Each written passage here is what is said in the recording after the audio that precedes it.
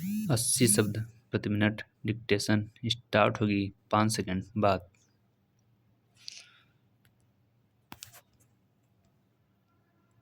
Start.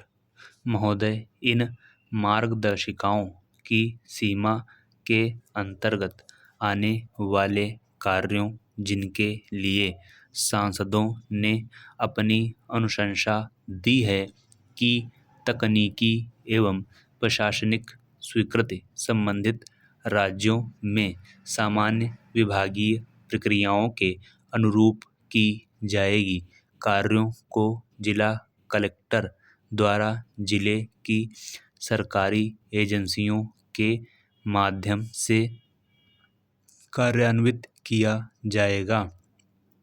इस योजना के अंतर्गत किए जाने वाले कार्य मुख्य रूप से परिसंपत्ति सृजन स्वरूप के होंगे तथा सामग्री उपकरण आदि की खरीद अथवा राजस्व खर्च की अनुमति नहीं दी जानी चाहिए। कार्य इस तरह के होने चाहिए जो काम के 1 अथवा 2 मौसमों में पूरे हो सकते हों तथा जिनसे टिकाऊ स्वरूप की परिसंपत्तियां सृजित होती हों। योजना के तहत स्थानीय अनुभूत आवश्यकताओं के आधार पर छोटे-छोटे विकास कार्यों का चयन किया जाना है और उनकी सिफारिश की जानी है। सुझाए गए प्रत्येक कार्य की लागत 10 लाख रुपए से अधिक नहीं होनी चाहिए। सुझाव के अनुसार लिए जाने वाले कार्य जिला योजना विशेषकर न्यूनतम आवश्यकता कार्यक्रम के तहत आने वाले कार्यों की श्रेणी के होने चाहिए। इस योजना के अंतर्गत कार्यों के बारे में सुझाव प्राप्त करने के लिए जिला कलेक्टरों द्वारा सांसदों से लिखित सुझाव मांगे जाने चाहिए अथवा अपने जिले के सभी सांसदों के साथ वित्तीय वर्ष की पहली तिमाही में एक बैठक बुलाई जानी चाहिए।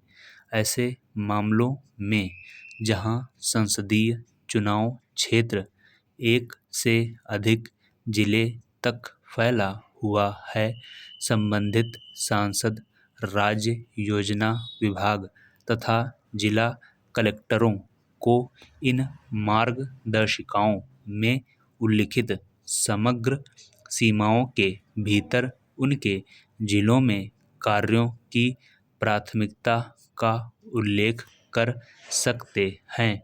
इन मार्गदर्शिकाओं के आलोक में संसद सदस्यों द्वारा सुझाए गए कार्यों की समीक्षा करने के पश्चात जिला कलेक्टरों द्वारा योजना के अंतर्गत इन्हें विचारार्थ एवं जिला योजनाओं तथा जिलों में चल रहे केंद्रीय प्रायोजित व केंद्रीय क्षेत्र कार्यक्रमों में योजना के अंतर्गत प्राथमिकता दर्शाने वाले कार्यों को सूचीबद्ध किया जाना चाहिए। इस प्रकार निर्धारित सूची को जिले में संबंधित योजना तथा कार्यान्वयन एजेंसियों को भेजा जाना चाहिए, जिसमें संबंधित राज्यों की सामान्य विभागीय प्रक्रियाओं का अनुपालन करते हुए प्राक्कलन तैयार करने तथा तकनीकी व्यवहार्यता और स्वीकृतियों के लिए पंचायती राज संस्थाओं, जिला ग्रामीण विकास एजेंसियों, शहरी स्थानीय निकायों, अन्य जिला स्तरीय विकास विभागों आदि को शामिल किया जाएगा।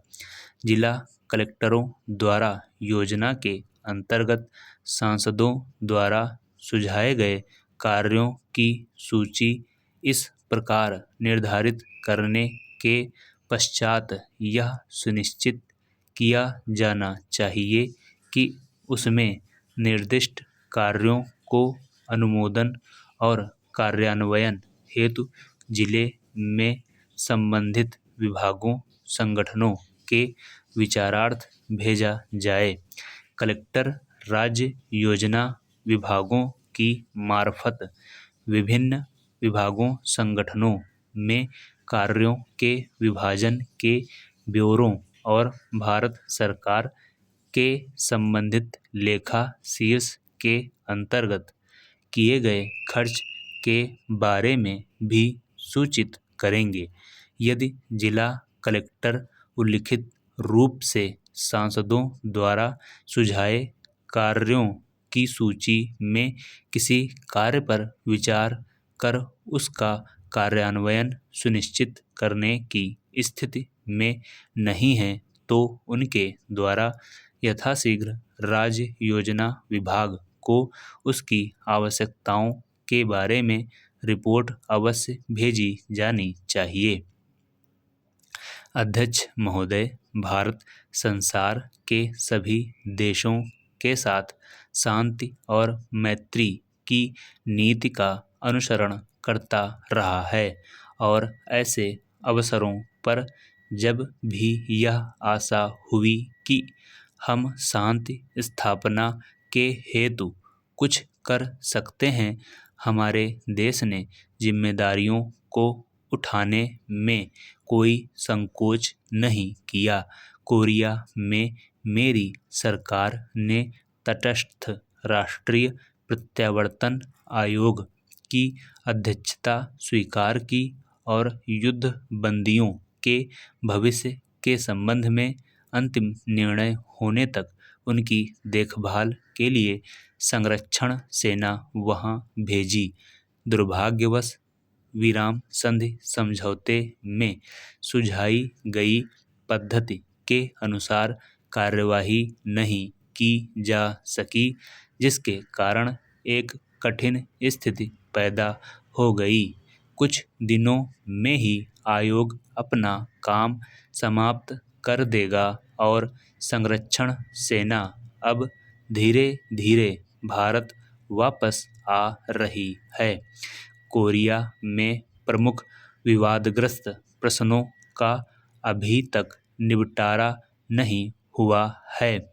मुझे पूर्ण आशा है कि संयुक्त राष्ट्र संघ की महासभा में अथवा कहीं और इन आवश्यक मामलों को सुलझाने का शीघ्र ही प्रयत्न किया जाएगा। आप सब की ओर से और अपनी ओर से मैं कोरिया में तटस्थ राष्ट्रीय प्रत्यावर्तन आयोग में अपने प्रतिनिधियों और संरक्षण सेना के अधिकारियों तथा सिपाहियों की इस बात के लिए प्रशंसा करना चाहूँगा कि उन्होंने एक कठिन और नाजुक काम को बड़ी योग्यता तथा निष्पक्षता के साथ निभाया। विदेशों से भारत के संबंध मैत्रीपूर्ण बने रहे हैं, यद्यपि कभी-कभी गलतफहमियां पैदा हो जाती हैं। इस समय मेरी सरकार के प्रतिनिधि चीनी गणतंत्र की सरकार से तिब्बत के संबंध में सामान्य हित के विभिन्न मामलों पर बातचीत कर रहे हैं। मुझे पूरी आशा है कि इस बातचीत के परिणाम स्वरूप सभी विशिष्ट समस्याओं के बारे में समझौता हो सकेगा। सोवियत संघ और कई अन्य देशों से हमारी व्यापारिक संधियां हुई हैं। पिछले वर्ष हमारे प्रधानमंत्री पाकिस्तान के प्रधानमंत्री से मिले। ये मुलाकातें मैत्रीपूर्ण थीं और इनके फलस्वरूप दोनों देशों के बीच कई एक विवादग्रस्त मामलों के बारे में जो बहुत दिनों से चले आ रहे थे, पारस्परिक सद्भावना पैदा हो सकी। इस दिशा में हम कुछ आगे बढ़े थे, पर दुर्भाग्य से कुछ ऐसी घटनाएं घटी हैं जिनके कारण प्रगति में रुकावटें पड़ रही हैं।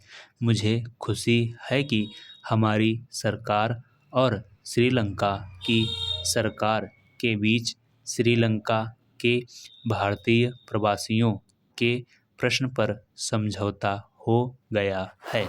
समाप्त।